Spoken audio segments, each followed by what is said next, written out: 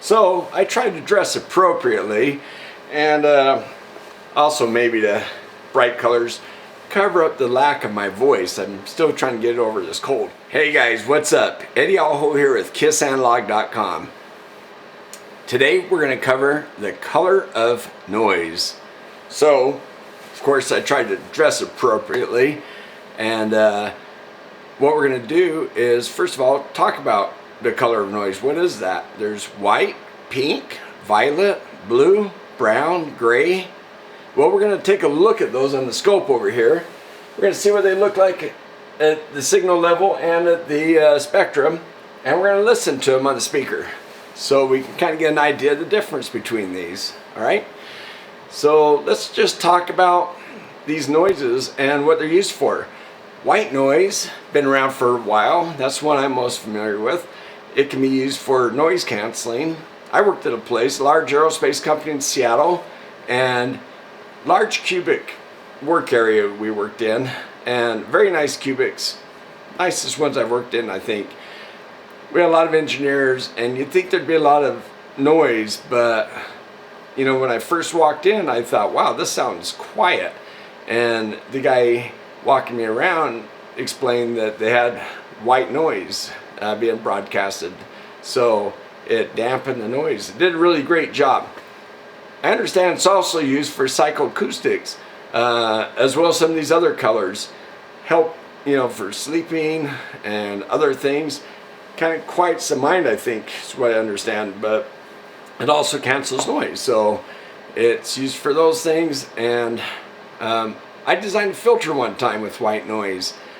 Worked at a place where we had a really inexpensive spectrum analyzer and not a lot of other stuff. Didn't have a tracking generator where I could have, you know, tracked the signal with the spectrum and came up the Bode plot.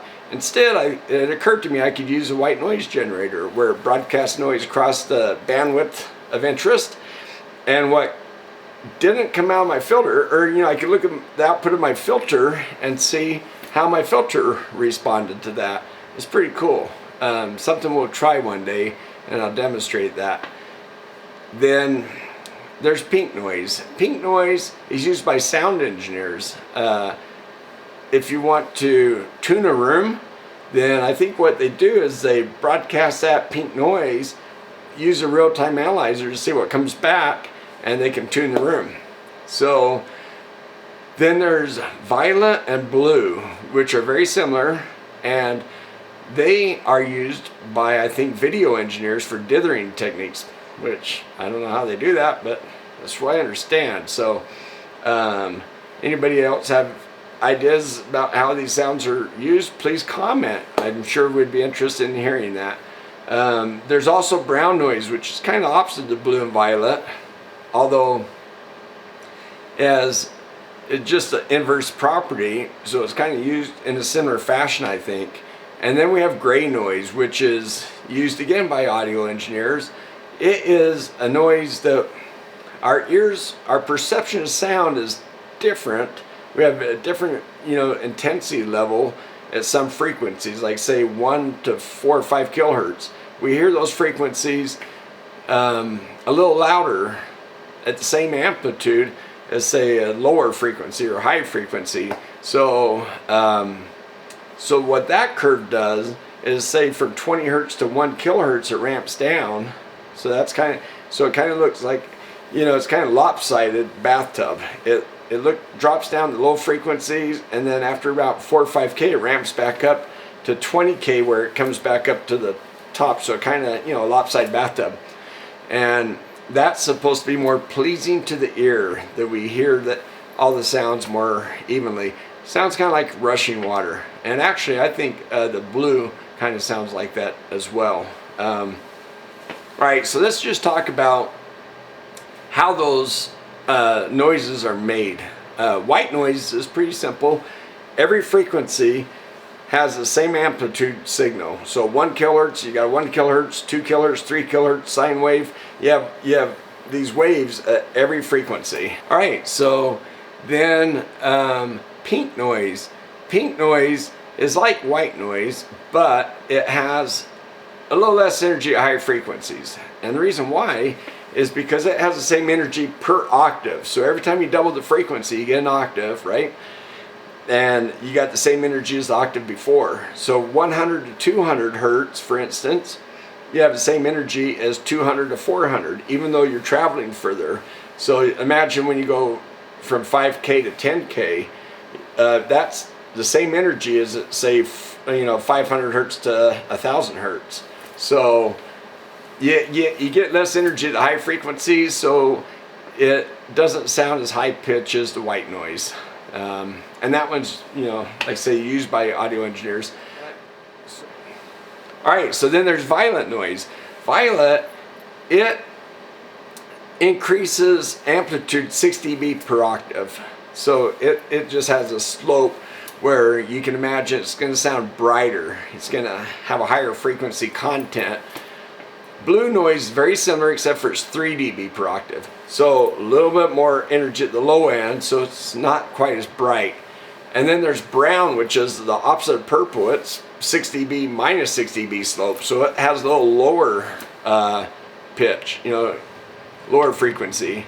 And then what are we missing? Okay, so gray noise. So gray noise is the one I've kind of talked about, where the amplitudes are all set to give kind of the same perceived intensity level across the frequency band. So its curve kind of goes like this, and we'll see that here too. All right, so those are the colors of noise, and let's jump into actually taking a look at them and listening to them. I think first I'll just quickly cover the setup so you can see what I'm doing, how I'm doing it. Hey guys, this video is in response to David, who asked the question, what's the difference between white and pink noise? So let's give him a big thumbs up if you like it, and me as well, of course. So, hey, let's jump into the video and let's do this thing. Thanks guys for watching.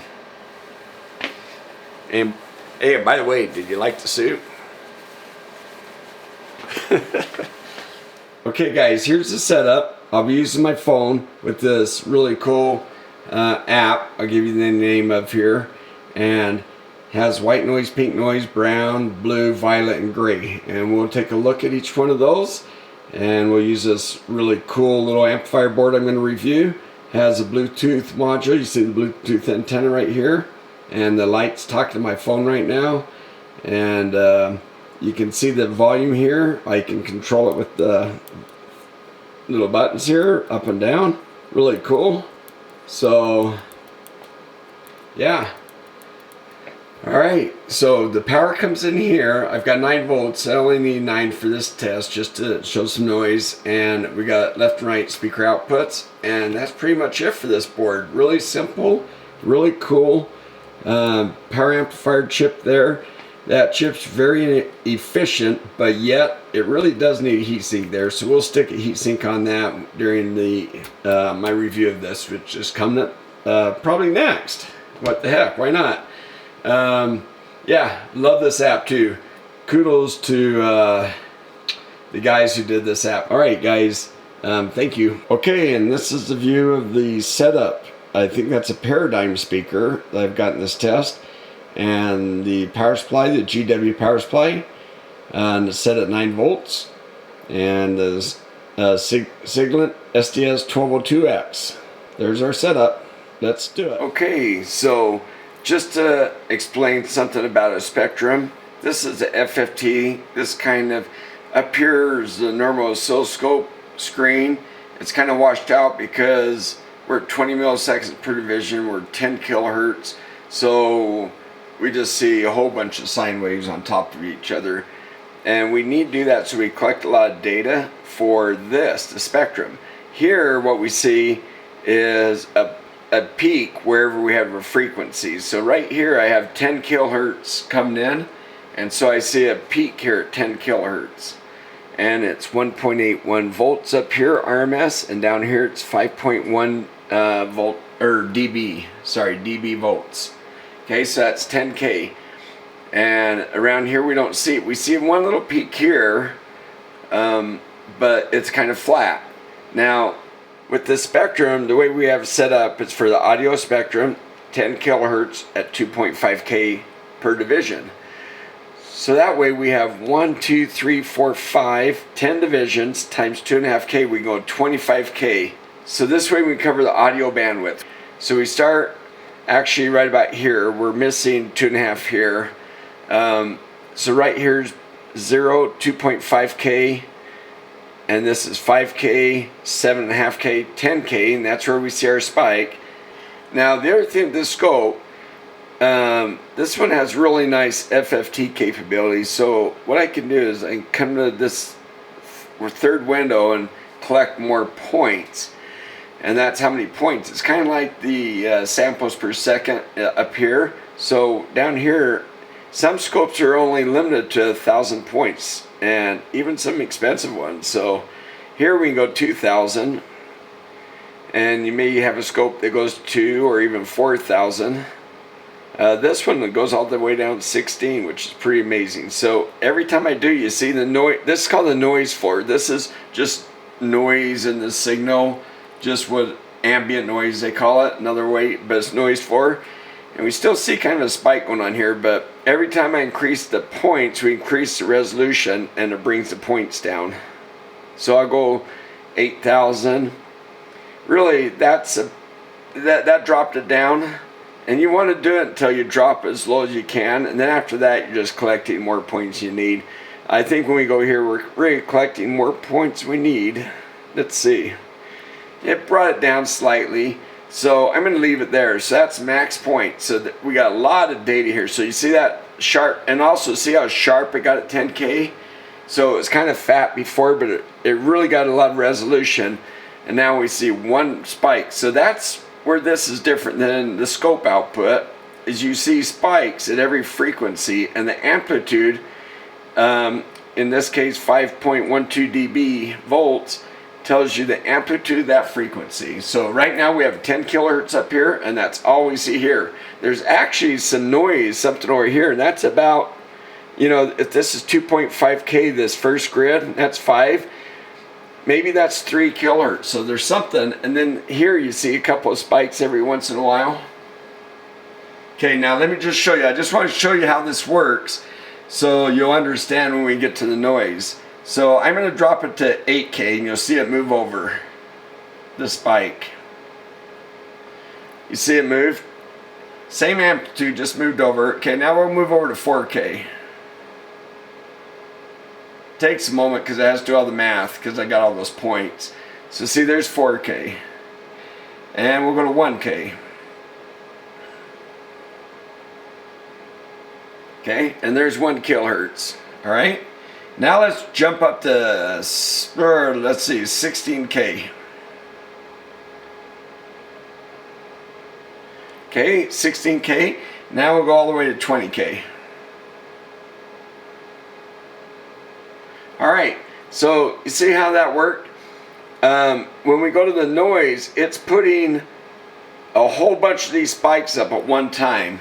And what you end up with, instead of a noise floor down here, the entire noise floor goes up, because every frequency is getting some kind of, well, in the case of white noise, every frequency gets a spike. So let's go look at those, and you'll see what it looks like. I wanted to show you what frequencies look on a spectrum, where it's frequencies instead of time. Up here it's time.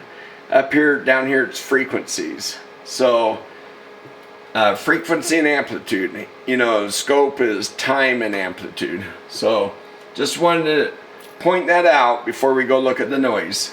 Alright, let's go do it. Okay, so this is white noise. It's evenly distributed, the energy.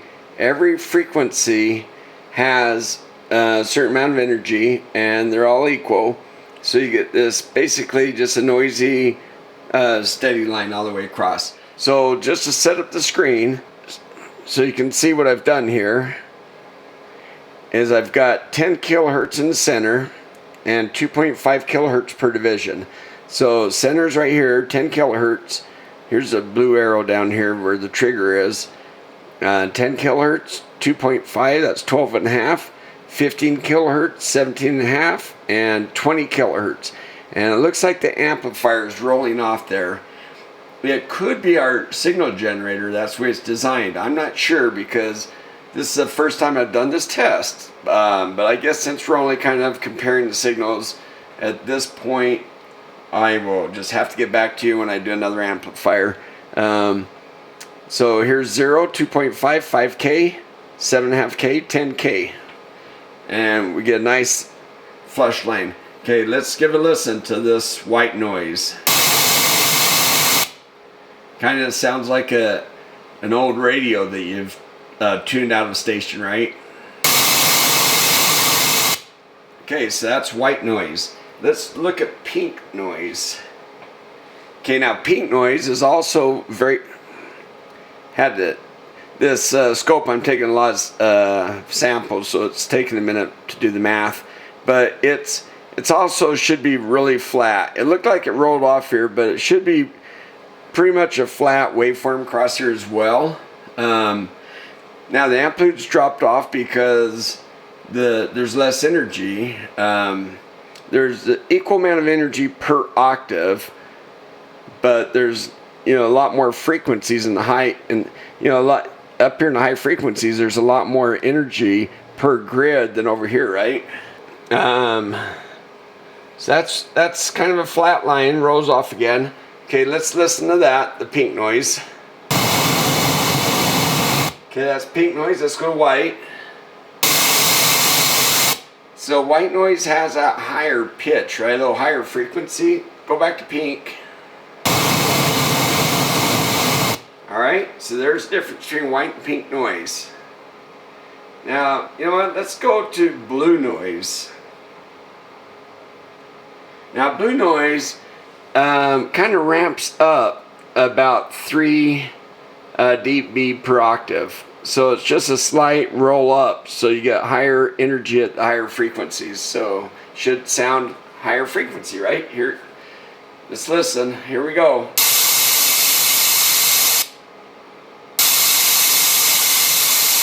Can you hear that? Okay, so compare that back to the white noise. Okay, go back to blue.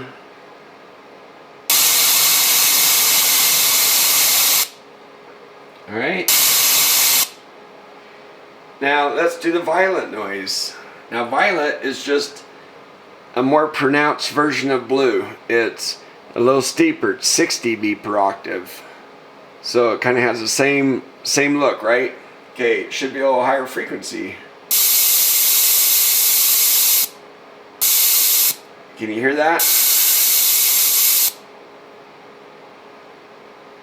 A little less energy down here because it's going up 6 dB per octave. So you start down a little bit lower, so there's a little less energy overall. You can actually hear that, right? Okay, let's go to blue again. There's violet. Okay, here's blue.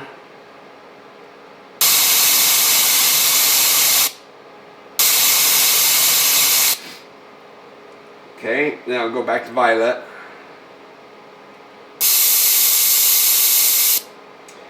Alright, so now let's take a look at brown noise. Now brown is kind of the opposite of the blue and violet. Brown is supposed to drop about 3 dB. It almost looks kind of flat to me, but it's supposed to be kind of dropping. So you would expect it to have a lower, kind of lower frequency sound, and it does. Okay, so brown is kind of the opposite of violet. So there's brown, and here's violet. Okay, now I'm going to jump to gray noise. Now gray is the one where it's supposed to kind of match the way we hear. They drop the amplitude and increase it at the frequencies. So they drop it in this 1 to 4 kilohertz range where our ears are more sensitive, and then they increase it. So this is 2.5, 5K. So it's right around in here's where it kind of drops down and then it ramps back up. So that way, the idea is that it has about the same amount of energy as far as our ear is concerned per frequency band. So kind of like that sound of rushing water. Okay. So there you go. There's the colors of sound. Hope you like that, and I hope that was interesting. I will do some more videos that will have to do mostly probably with white and pink noise, where they seem to be more useful in our kind of work. Hey guys, if you like that, give me and Dave a thumbs up. Thanks, Dave, for suggesting this great topic.